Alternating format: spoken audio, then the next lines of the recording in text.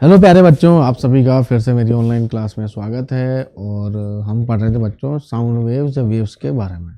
ठीक है, वेव्स था तरंगे जिसको हम बोलते हैं।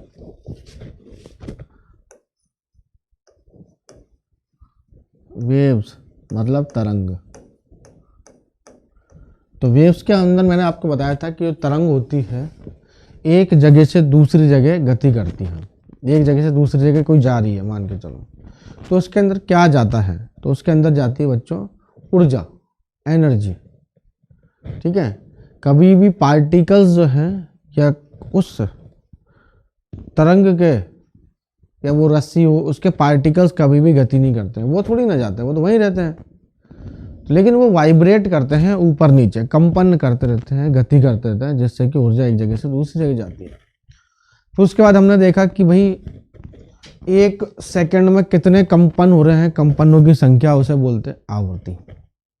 कि नंबर ऑफ जो वाइब्रेशन है पर सेकंड वो कितने हैं, वो उसको बोलते क्या? आवृत्ति।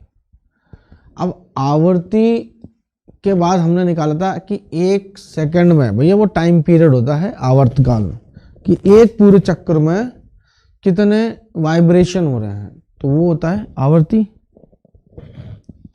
आवृत्ति का मात्रक हर्ट्ज होता है, बोल बता दिया मैंने। सेकंड इनवर्स बोल सकते हैं, ये साइकिल पर सेकंड बोल सकते हैं। फिर हमने एक समीकरण निकाली थी, आपको याद हो, समीकरण थी तरंग की समीकरण। तरंग की एक्स दिशा में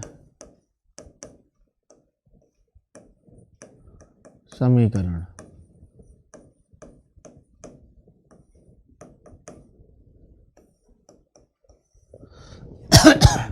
तरंग की एक्स दिशा में क्या है? समीकरण। तो ये था y = a sin omega T minus के एक्स प्लस फाइव। ये थी तरंग की समीकरण। याद हो तो कल आपको यहाँ पे मैंने काफ़ी सारी चीज़ें ही बताई थी। जहाँ पे आप ए क्या बोलते हैं, तरंग की एक्स दिशा में समीकरण है ये, equation of wave in x direction.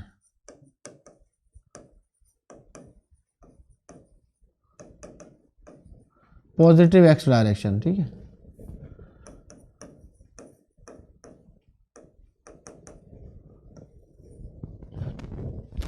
तो इस ए को क्या बोलते हैं? ए को बोलते हैं एम्पलीट्यूड, मतलब आयाम। ओमेगा का फॉर्मूला होता है 2πf। ठीक है, के का होता है संचरण नियतांक या प्रोपेगेशन कांस्टेंट, के = 2π/λ। ठीक है, और फाई क्या होता है? यहाँ पे फाई को बोलते हैं कला कोण, प्रारंभिक कला कोण, इनिशियल फेज एंगल।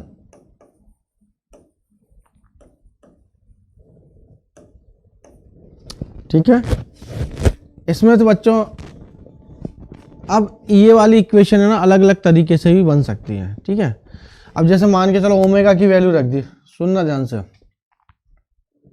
तो इस समीकरण को ऐसे भी बना सकता हूँ, ए साइन ओमेगा क्या होता है? 2πf, तो 2π को बाहर निकाल लिया, f होता है तो small t upon capital T लिख सकता हूँ।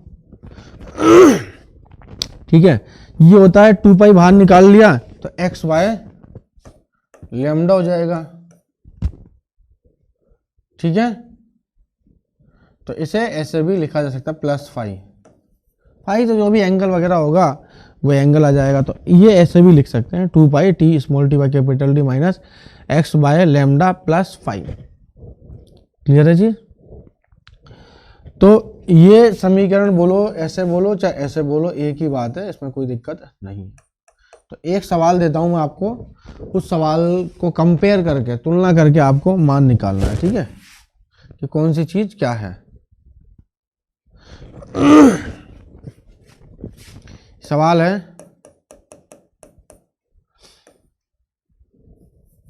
इफ इक्वेशन ऑफ वेव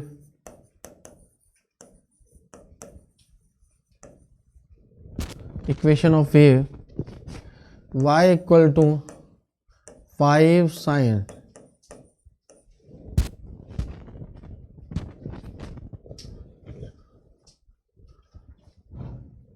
पचास टी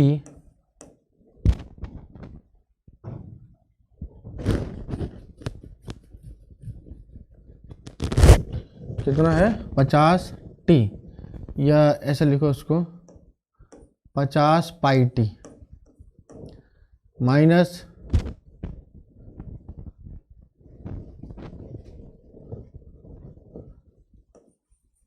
40 एक्स, ठीक है, प्लस 5 को मतलब यह ऐसे लिख लो 3/2x प्लस 30 डिग्री।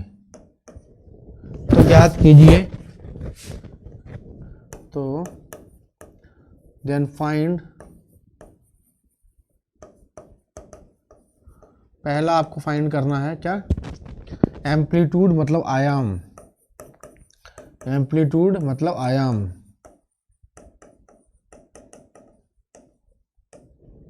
ठीक है। दूसरा आपको ज्ञात करना है एंगुलर फ्रीक्वेंसी, ये कोणीय आवृत्ति,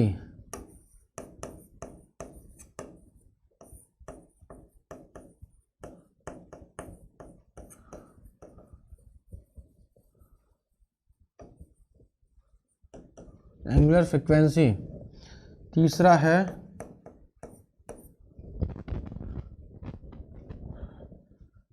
संचरण नियतांक, प्रोपेगेशन कांस्टेंट,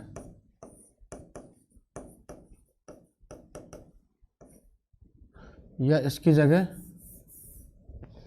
तीसरा आवृत्ति लिखो, फ्रीक्वेंसी।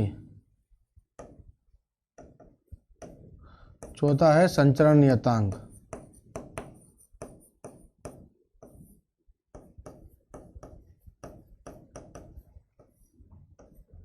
के, ठीक है, प्रोपेगेशन कांस्टेंट। ये वैल्यू आपको जो है कैलकुलेट करके बतानी है, ठीक है। तो ये हमारे पास इक्वेशन है किसकी, वेव की इक्वेशन है, तरंग की समीकरण है, कुछ इस तरीके से दे रखा है। अच्छा, फिर लास्ट में एक और देख लेते हैं, कलाकोण,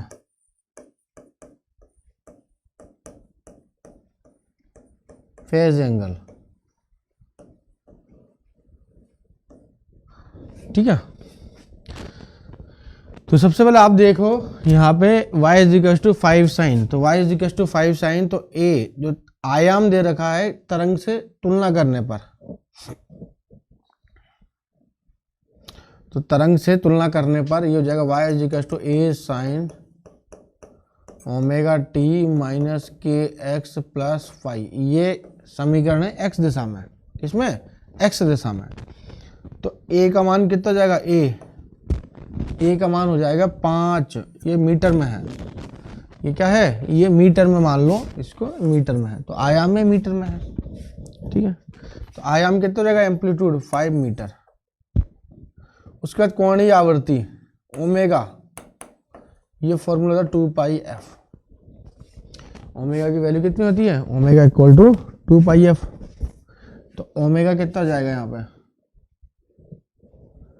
कंपेयर करो 50 पाई, 50 पाई = क्या जाएगा 2πf, पाई से पाई कट गया, 2 से कितने का 25 बार। तो फ्रीक्वेंसी कितनी आ गई इसकी, फ्रीक्वेंसी कितनी है, फ्रीक्वेंसी आ गई 25 हर्ट्ज,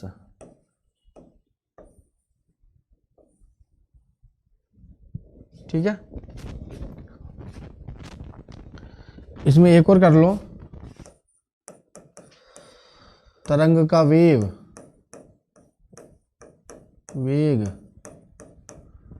वेलोसिटी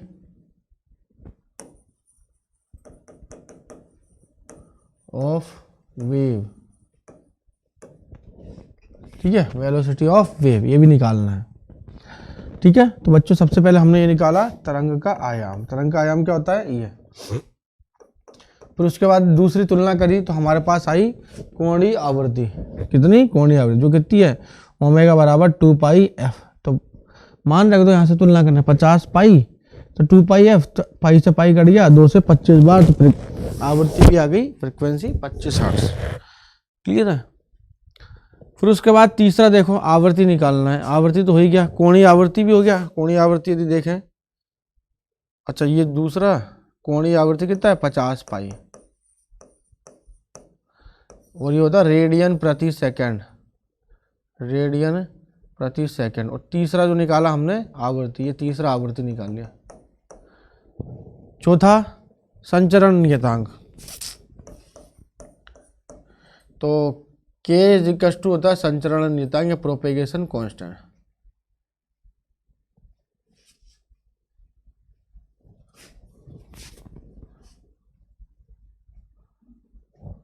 ठीक है, तो K इक्वल टू जाएगा 2 पाई बाय लैम्डा।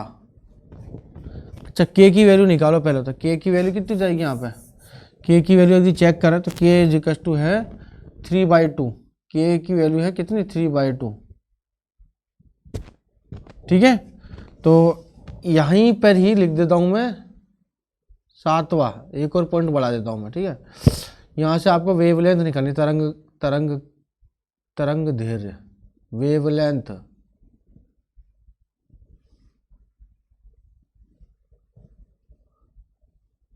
ठीक है, वेवलेंथ। तो K का मान भी आ जाएगा कितना, 3/2।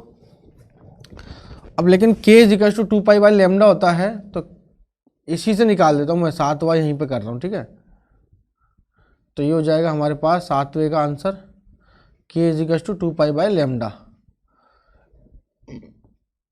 K की वैल्यू, अच्छा लैम्डा ऊपर रखो, तो लैम्डा इक्वल टू जाएगा 2 पाई बाय K। K की वैल्यू नीचे आ जाएगी 3/2। ठीक है, तो कितना हो जाएगा, लैम्डा की वैल्यू जाएगी 4 पाई बाय 3 मीटर। इतनी इसकी वेवलेंथ हो जाएगी, किसकी, तरंग की, तरंग दैर्ध्य या वेवलेंथ कितनी है, 4 pi by 3 metre.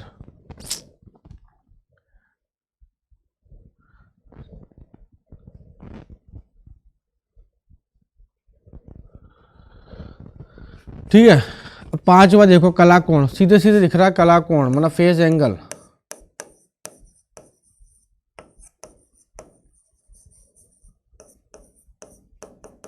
Thirty degree, phase angle कितना, 30 डिग्री। 6 वाला देखो, तरंग का वेग। अच्छा, ये तरंग किस वेग से जो है गति कर रही है, ये भी तो चेक करेंगे कि तरंग का वेग कितना है। ठीक है, तो तरंग का वेग निकालने के लिए सूत्र होता है वेलोसिटी ऑफ वेव,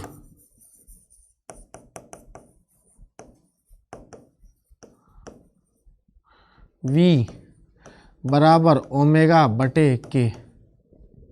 कितना होता है, v बराबर ओमेगा बटे के।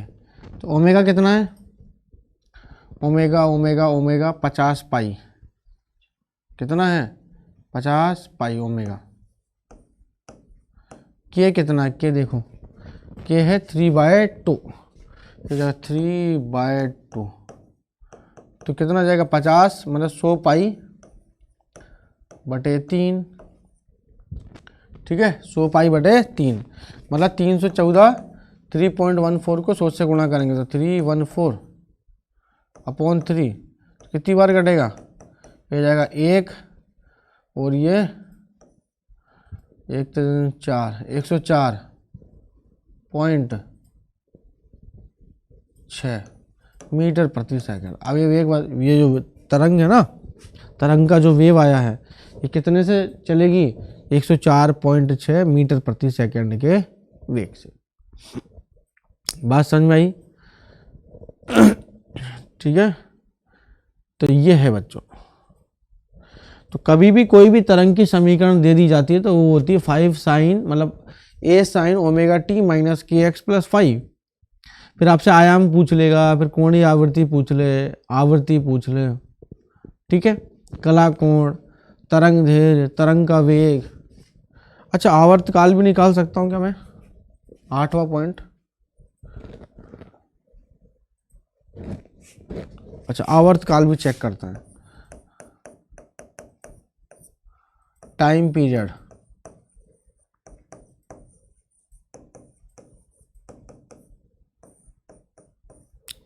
आवर्तकाल।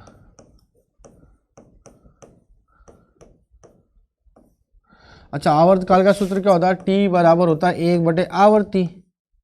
1/आवर्ती मतलब 1/फ्रीक्वेंसी। तो जगह 1/फ्रीक्वेंसी कितना? 25। ठीक है, 1/25 मतलब 0.04 सेकेंड। 0.04 सेकेंड, तो ये आ जाएगा। तो क्या आवृत्ति भी आ गई, आवर्तकाल भी आ गया, संचरण। एक ही समीकरण से मैंने देखो सारी चीजें निकाल दी। क्या निकाल सकते हैं? कोई दिक्कत? ठीक है, तो एक ही समीकरण से ये हमने सारी की सारी वैल्यू जो है यहाँ पे कैलकुलेट कर ली है। अब ये तो है कि जब समीकरण किसी भी पार्टिकल के, किसी कण के समीकरण हम ऐसे निकालते हैं, ठीक है, तो यहाँ पे हमारे पास आ जाएगा 5 sin। अब जो भी देखो आप कितनी सारी वैल्यू है इसके अंदर, एक ही क्वेश्चन जो है आप ढंग से कर लो सही तरीके से, तो आपके पूरे के पूरे जो है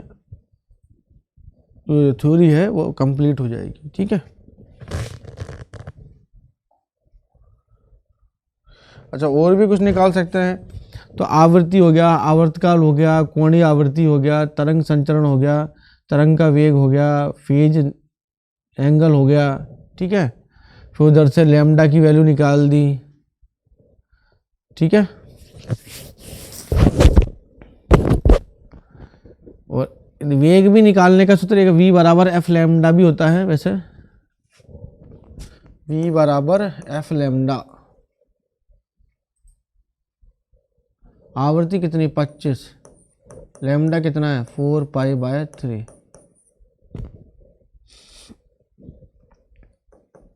तो देखो ये कितना जाएगा? 100 314/3, तब भी आया। देखो आपकी इच्छा है तो ऐसे निकाल लो। ये क्या है? तरंग का वेग, तरंग का वेग या वेलोसिटी ऑफ वेव, जो क्या होता है? v बराबर आवृत्ति f को तरंग दैर्ध्य से गुणा कर दो, ये होता है तरंग का वेग। तरंग का वेग का वेव वेलोसिटी ऑफ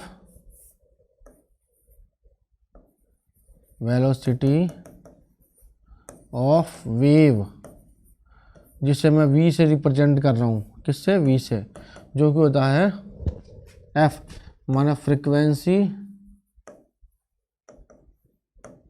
वेवलेंथ को यदि मल्टीप्लाई कर दोगे आप, फ्रीक्वेंसी और वेवलेंथ को मल्टीप्लाई कर दोगे, तब भी आपके पास क्या जाएगा? न्यू लैम्डा बोलते हैं इसको कई बार, न्यू लैम्डा या एफ लैम्डा या v बराबर एफ लैम्डा, एक ही बात है। ठीक है ना, v बराबर न्यू लैम्डा बोलो चाहे v बराबर एफ लैम्डा। तो ये हो जाएगा हमारे पास तरंग की समीकरण से संबंधित सारे के सारे क्वेश्चन आ गए।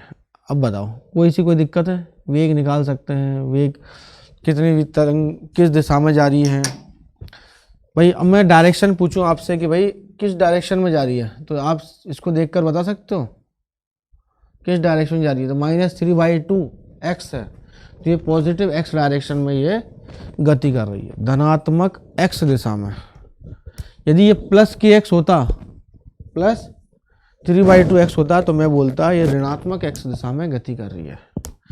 धनात्मक और ऋणात्मक आपको पता ही है, मैंने बता रखे हैं, है ना बच्चों। तो ये है हमारे पास आज का लेक्चर कंप्लीट होता है। तो आगे जो क्लास है उसे कंटिन्यू रखेंगे। Thank you, good bye.